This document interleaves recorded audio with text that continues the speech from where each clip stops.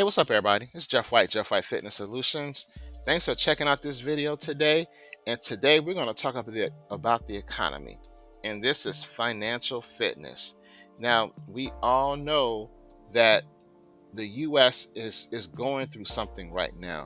We're seeing the layoffs. We're seeing prices go up on everything. We're seeing all these executive orders and things just going on, and it seems like it's just too much. And it is a lot, but we have to pay attention to what's going on with the economy because it affects us on our day-to-day daily lives.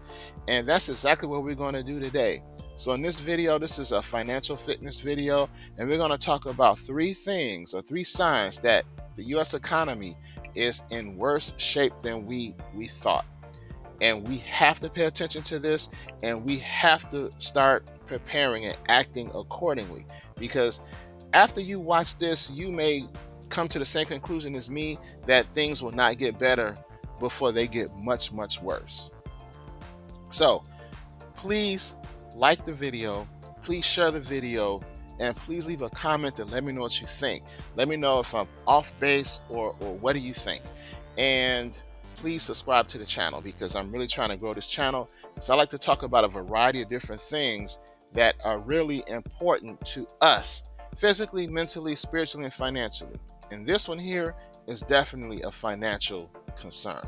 So the first thing I want to do is talk about Fred. Now you may say, who the hell is Fred? But Fred is basically short for the Federal Reserve Economic Data, which is Fred. And that is an online database consisting of hundreds of thousands of economic data from scores of national, international, public, and private sources. Now, this is the part that you want to pay attention to. Fred is created and maintained by the research department at the Federal Reserve Bank of St. Louis. So I'm sure you've heard of the Fed, the Federal Reserve Bank. This is just one of the Federal Reserve banks. There are, I believe, 12 total in the United States, and I just have a listing of the 12 here. We got Minneapolis, Kansas City, San Francisco, St. Louis, of course, this is one we're talking about today, Dallas, Atlanta, Boston, and others. So pay very close attention to this information and let me know what you think, because this is very important and it affects you personally in ways you probably never even imagined. And it really just goes to show you the state of the American economy. All right, guys, so you ready? Let's do this. All right, everybody. So this is information that is literally hidden in plain sight. This is off the St. Louis Fed website, and it really speaks volumes. It actually speaks for itself. So let's read the title. It says Consumer Price Index for all urban consumers, purchasing power of the consumer dollar in U.S. city average. And in the top left corner under observations, it gives you the date, January 2025, and it says updated February 12th, 2025. And so now let's just take a look.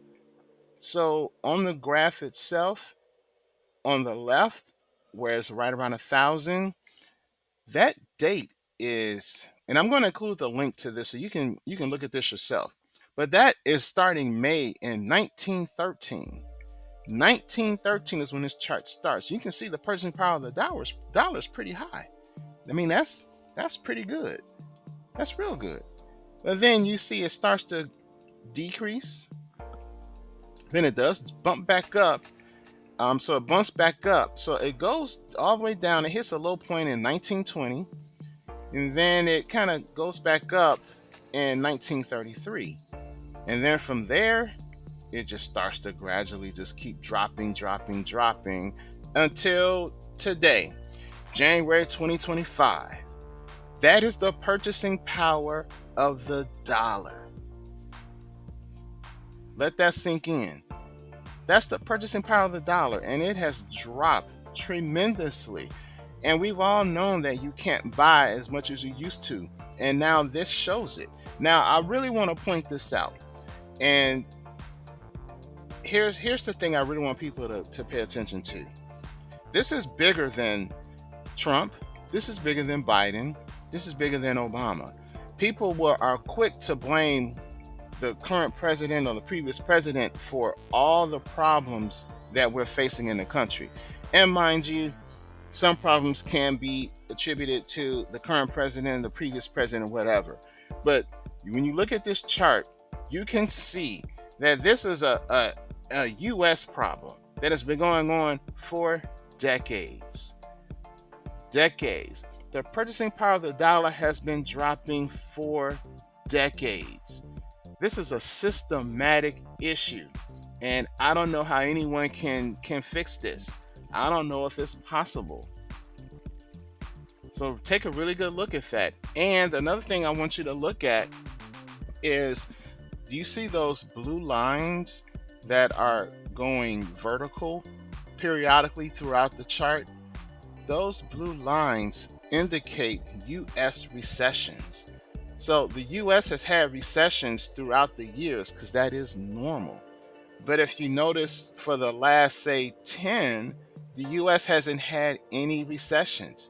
Recessions are normal because they help get the economy back into its perfect or natural state. It helps things when things get too excessive, it kind of pulls things back down to earth. So my point is, the dollar is crashing, it's losing its purchasing power, and every day it's losing a little bit more and more and more. And as a result, things are getting more and more expensive. So yes, if you want to blame Trump, you can go right ahead. But again, you have to look at the bigger picture. And the bigger picture is the U.S. overspends. That's number one. And our purchasing power has been decreasing for decades. Decades. And in this next slide, I'm going to show one reason why it is decreasing. And in my opinion, will continue to decrease. Okay, so let's go. Okay, everyone, here's another hidden in plain sight reason why the US dollar is in trouble and the economy as a whole is in trouble. This is the US debt clock. And if you look in the top left corner, you'll see the US national debt. And it says, oh, and this is real time as I record this. This is Monday, February 24th, 2025. 36 trillion, 520 billion, 623 million dollars. And by the time I finish this sentence, it should be $624 million. Well, almost there. And here we are, 624 million. So here's my point. The U.S. is overspending at an alarming rate. We are basically spending more than what we're bringing in. And to compensate, the U.S. has to print money to pay its bills. Now, when it continually prints money like that, what happens is dollars get diluted because there are more dollars out there in the atmosphere per se. More dollars out there means the purchasing power decreases on the purchasing power of that dollar. So things get more expensive. And as you look at that chart and you look at that number continually go up, now it's at 626 million. As you watch it keep going up, ask yourself, will prices continue to get more expensive? Will the purchasing power continue to decrease? And then as you ask yourself that, go back and look at that previous chart that we posted and see how the purchasing power of the dollar has been decreasing for decades. So this is just another reason why we are in trouble as an economy and as a country, because we cannot control our spending. And yeah, I know what the current president is doing. He's trying to lay people off, and things of that nature. But the problem with that is, while that will decrease government spending to an extent, there are no private sector jobs to pick up the slack to hire these people at a livable wage. So yeah, you cutting the government spending, but these people still got to work. They still got bills to pay, and there are no jobs available because all these private sector jobs are laying people off too. So, what are they supposed to do?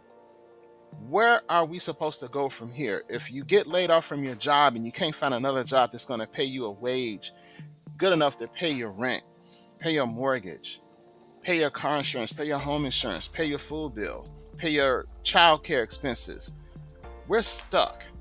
And I don't think people are looking at it from this angle, this perspective, but I'm a realist and I'm looking out 3, 6, 9, 12 months out. And this is an epic mess. So this is just another reason why the US is in trouble.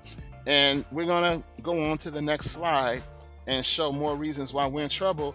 And then we'll start discussing what we need to do, what we can do to help and protect ourselves, because clearly the government ain't gonna do it. All right, so let's go. Now, here is something that is also hidden in plain sight. It's hidden in history books. And these are the history books they don't teach or use in school. And this is pertaining to world reserve currencies. Now, everyone listening to this knows that the US dollar is the world reserve currency, and it probably has been for their entire lives. So that's all they know. They don't know anything before the US dollar. They just know the dollar has been the world reserve currency. And so it would be easy to assume that it would continue to be the world reserve currency because that's all you know. Well, this is where you have to know your history and understand how money works. There have been several world reserve currencies over the last 500 years, and this picture clearly shows them all. And I won't, name them all, but basically, other countries have had the world reserve currency, and they've had them from anywhere from 80 to a little more than 100 years. And the US currently has that reserve currency. And if we look at history, if we use history as a guide, the US dollar will not maintain or keep that world reserve currency too much longer. They are trying to hold on, but it looks like it is going to be a problem. And if you doubt that or just don't believe it, go back to the 2 previous slides, go back to the debt clock where it is $36 trillion and counting, and how the purchasing power of the dollar has decreased. Again, they are trying, but sometimes you can't escape your fate. You can't escape history. So the US dollar is nearing the end of its reign. And just look at the purchasing power. That purchasing power is steadily decreasing, and people are starting to lose faith in the dollar around the world. So it's very important to understand history and be real with yourself about where we are as a nation and what's going on and what could potentially happen. So all these things are very important that you must pay attention to. All of these things are impacting you, and it's critical that we do everything we can to protect ourselves. And so that is what we are going to talk about next. All right, so I want to stress again, a lot of people like to point fingers and try to determine exactly why things are as bad as they are now or who did it. I think we need to not put as much energy on that and focus on what we need to do.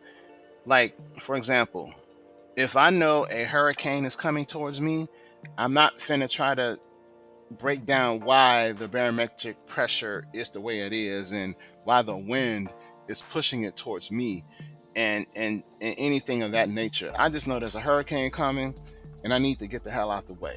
I need to prepare. I need to batten down the hatches. I need to do something. Well, we have a financial storm of epic proportions coming our way, and we don't have time to analyze and point fingers and place blame. Okay, let's just say you do that. and you discover the reason why or who did it, okay, congratulations. You still got to prepare. So that's just how I look at it. I'm not going to waste my time trying to figure out who did it.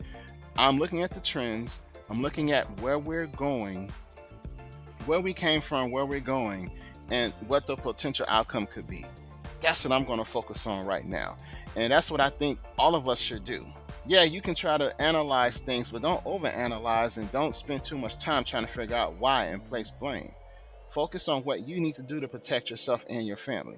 So here are some things that I think we need to do. First thing we need to do is realize that this is real.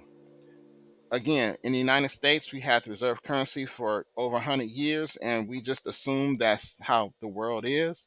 But the world is changing, whether you like it or not. So you have to be prepared for more inflation and reduced purchasing power. Things will continue to get more expensive because the purchasing power of the dollar is steadily decreasing. And I showed you reasons why. So now what that means is you have to start buying items you need now before they get too expensive. Because the day will come, and it will come, you will either can't afford to buy it or your dollar just won't be accepted to buy it. It's just that simple. And if you have problems believing that, you can go to other countries right now and you can see that their dollars are pretty much worthless in a lot of instances, and they just can't buy certain things with that dollar. They have to get, a different currency to buy it. So now, another thing you want to do is you want to get out of the system as much as you possibly can. And that means you want to have money that is outside of the American dollar, something that can hold and retain its value.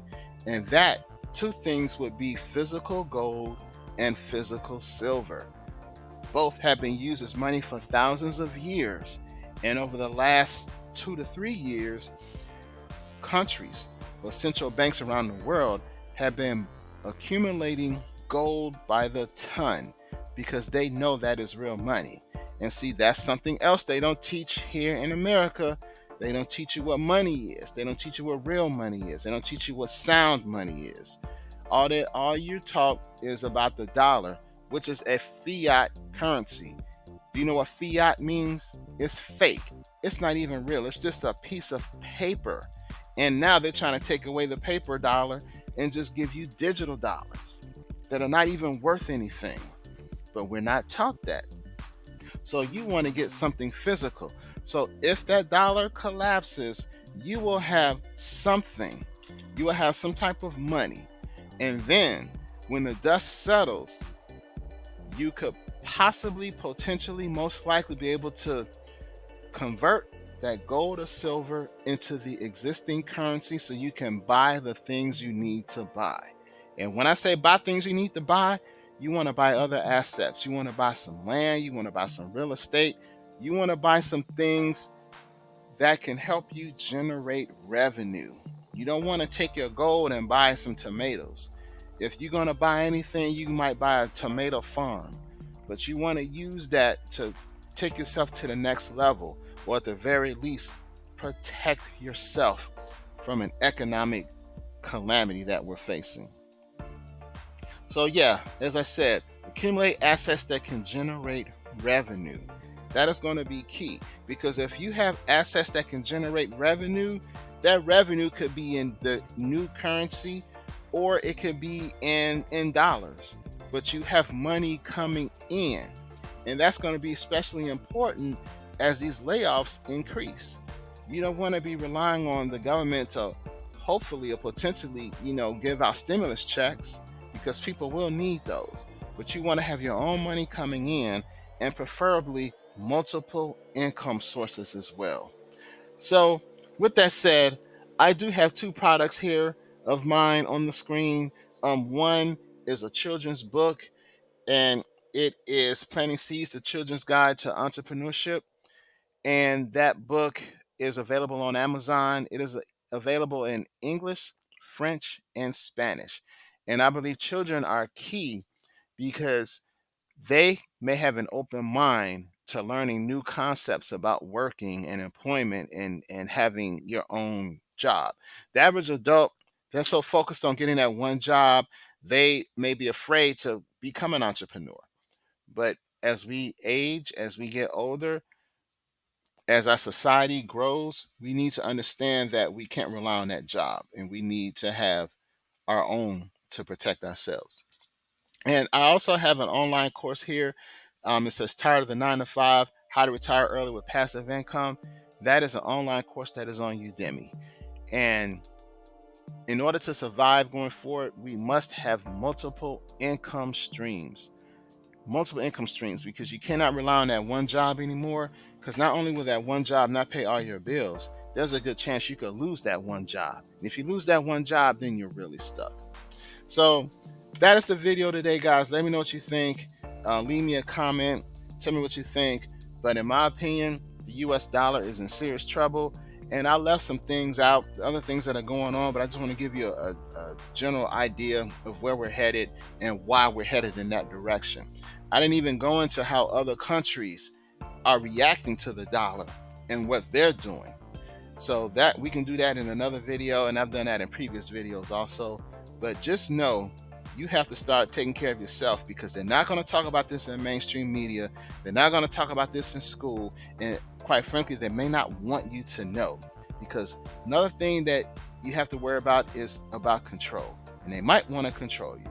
So thanks for watching. Leave me a comment. Let me know what you think. Check out my materials. Download a book for your kids. Download the online course for yourself. And let's get busy.